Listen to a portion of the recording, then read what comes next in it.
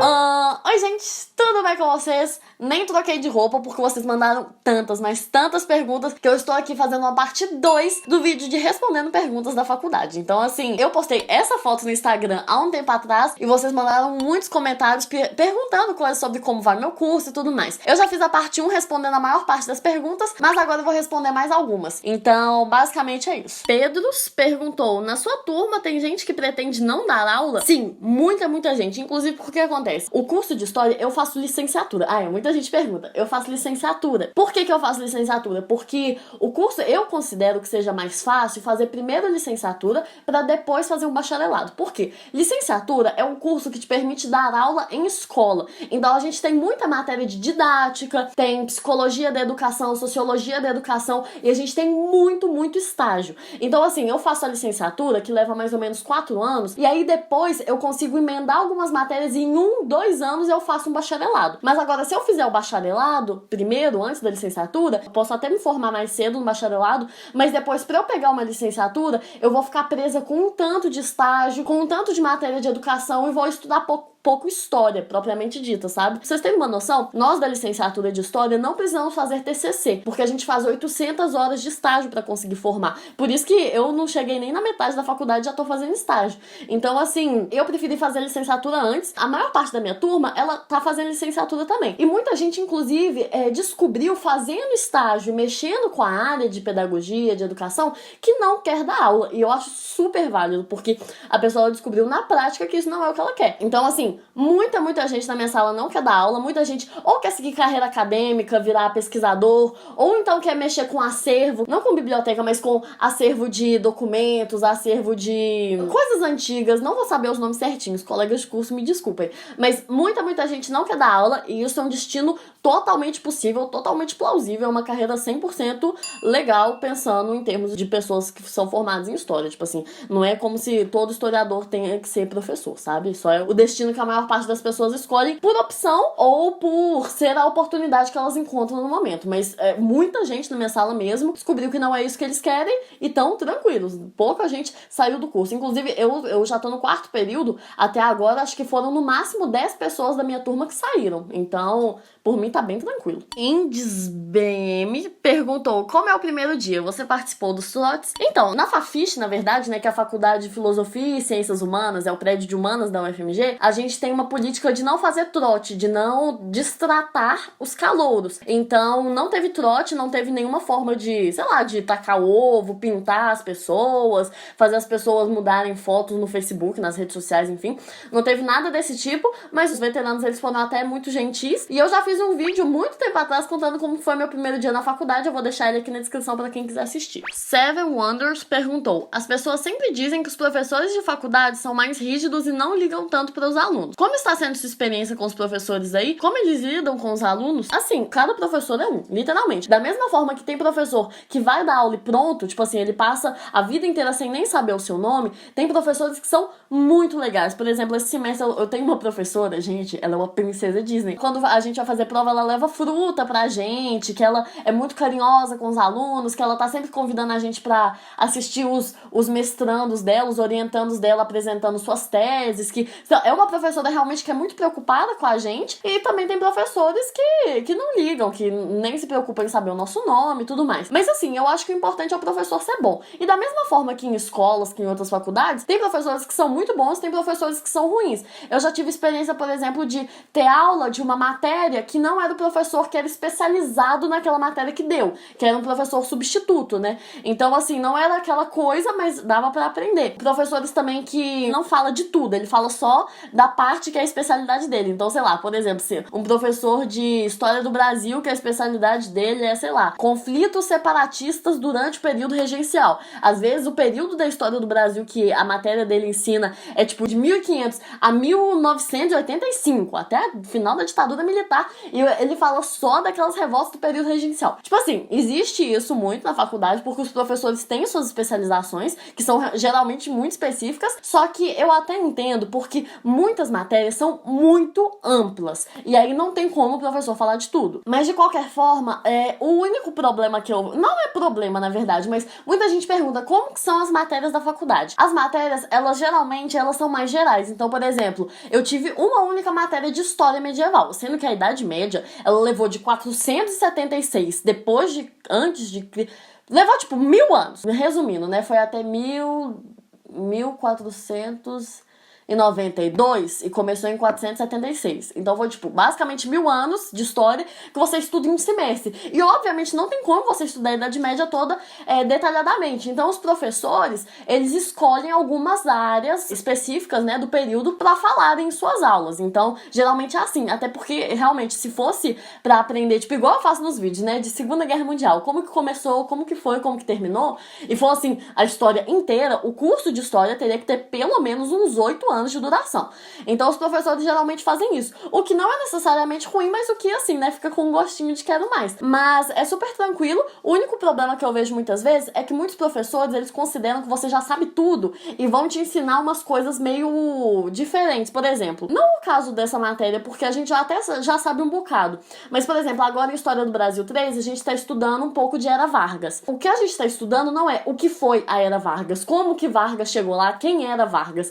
A gente tá estudando como que as pessoas viram a Era Vargas ao longo do tempo. Então a gente tá lendo textos de pessoas que acharam que o golpe que o Vargas deu pra chegar no poder era algo inevitável, e em contrapartida a gente também lê textos de pessoas que falam que não, que o Vargas, ele teve que dar um golpe porque ninguém queria ele lá no poder. Então, assim, a gente tá lendo o que as pessoas achavam. Por quê? Porque a professora, ela já inferiu que a gente já soubesse quem era Vargas, o que foi o Estado Novo, então a gente já tá estudando interpretações acerca dele. Tipo assim, sobre Era Vargas eu acho até tranquilo, porque realmente é uma coisa bem básica, né, da história do Brasil. Você, com um estudo bem simples no computador mesmo, você já consegue ter uma base boa pra conseguir entender a matéria que ela fala. Só que ao mesmo tempo isso acontece com muitas outras coisas, com muitas outras matérias, que o professor, ele supõe que a gente já sabe como que foi a unificação da Escandinávia e fica falando umas coisas aleatórias, sabe? Então, muitas vezes isso é um problema. Só que ao mesmo tempo eu compreendo, porque assim, não tem como você ensinar tudo, e a faculdade, ela é um lugar pra você aprender, mas ela também é um lugar pra você tomar uma atitude e você mesmo atrás do conhecimento. Então, o que acontece muitas vezes é que a gente tem uma matéria,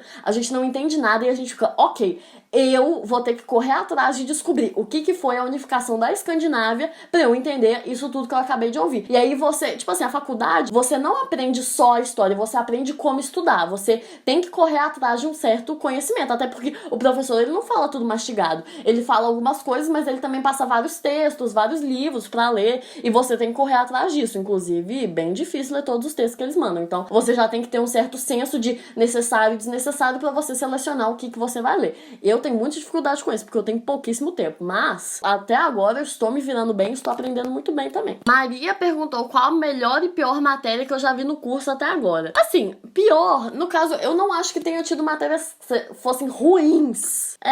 Poucas matérias. Não foram matérias ruins, foram matérias que eu não gostei. Ou porque eu não entendi a matéria, porque realmente me faltou um certo entendimento, ou porque, tipo assim, não foi bem dado, ou tiveram muitas matérias que eu não gostei no segundo período que eu tive, porque teve ocupação, teve greve na faculdade, então a gente perdeu grande parte da matéria. Mas assim, não gostei de várias matérias, só que é porque eu, Débora, não gostei, não porque elas sejam ruins, mas eu amei várias matérias, eu adorei. História antiga no primeiro semestre, eu adorei História das Américas 2, gente. Que professora, que matéria. Eu me apaixonei perdidamente por história da Colômbia, história do Peru, história do México. Eu me apaixonei perdidamente pela América Latina. Eu gostei muito de história dos Estados Unidos, que eu tive também, só que eu não tive contando detalhe, mas eu gostei muito também de aprender as histórias dos Estados Unidos. Eu tô amando a minha matéria de cinema também. Eu gostei muito de algumas matérias de educação que eu tive. Eu gostei principalmente de história da educação, foi bem interessante também.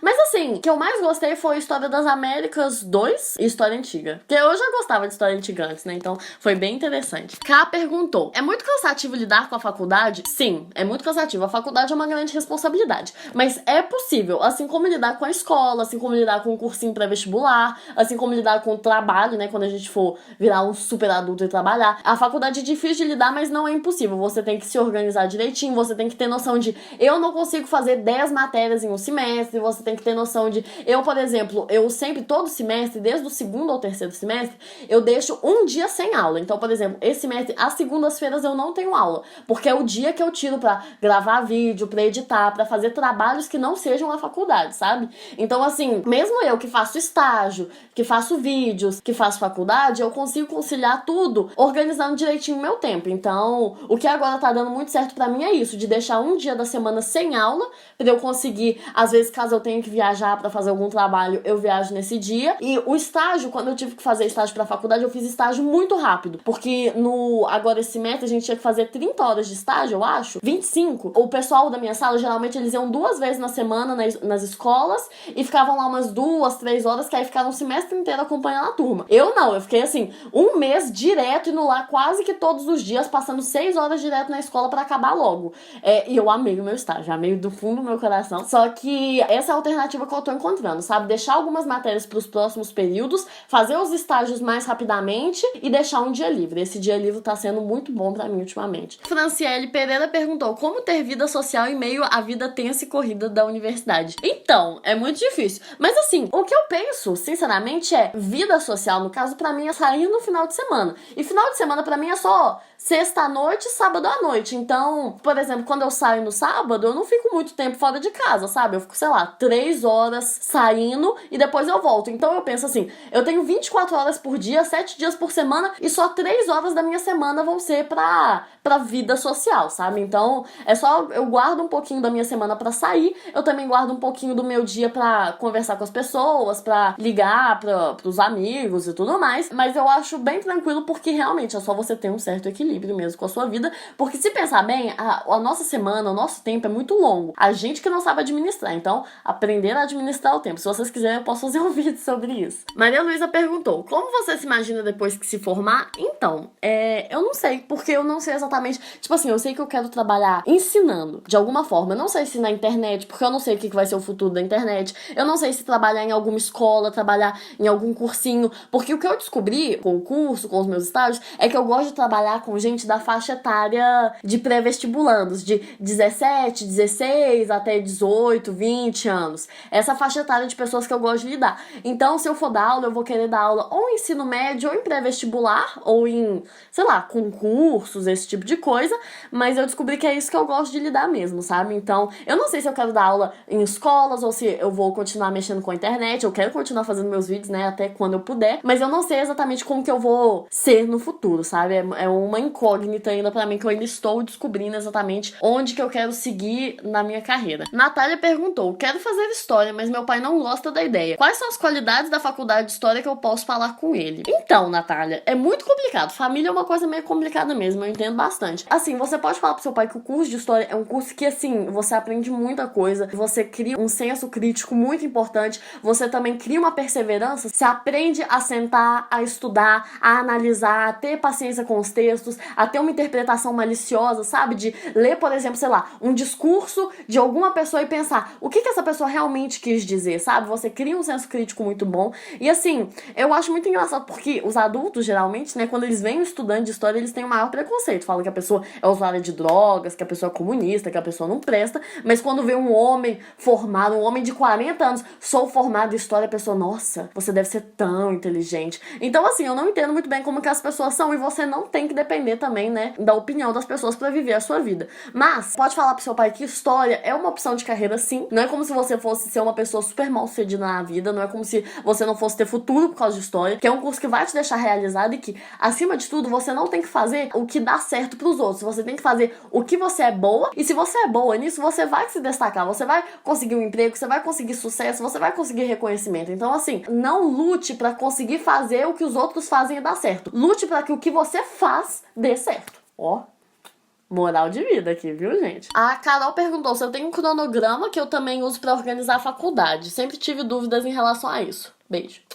Cronograma mesmo, eu não tenho, mas eu uso o calendário, sabe? Meu calendário de mesa mesmo, e eu sempre escrevo as coisas que eu tenho. Então, assim, se eu tenho aula, se eu tenho psicóloga, se eu tenho yoga, que agora eu faço yoga porque eu sou tão zen. Então, assim, eu sempre anoto tudo que eu tenho pra fazer e eu vou medindo meu tempo. É porque eu gosto muito de papel, sabe? Então eu anoto tudo no calendário e eu também anoto, gente, vocês vão ver, olha o tanto de papel. Isso tudo é lista de coisas que eu tenho pra fazer, sabe? Então eu anoto, por exemplo, o que eu tenho pra fazer hoje. Hoje eu tenho que fazer o roteiro de um vídeo que eu vou gravar semana que vem, eu tenho que ler um texto de História do Brasil 3, eu tenho que arrumar o computador novo que eu comprei, eu tenho que gravar, já estou gravando, e eu tenho que terminar de editar um vídeo. Então, assim, eu tenho a minha lista aqui de coisas que eu tenho que fazer, e aí eu organizo. Por exemplo, hoje, agora à tarde eu vou ter aula, mas à noite eu vou estar aqui em casa, então eu vou terminar de editar o vídeo e terminar de ler o texto. Então, eu vou seguindo pelas prioridades mesmo, sabe? Mas como eu tenho pouco tempo aqui em casa, quando eu tenho tempo em casa, eu sigo isso aqui mesmo, eu vejo o que é mais importante e faço na hora, e aí no resto do tempo eu sempre tô ou na faculdade, ou no estágio, ou fazendo alguma coisa. Então, geralmente é isso que eu faço. Mas eu posso fazer um vídeo um pouco mais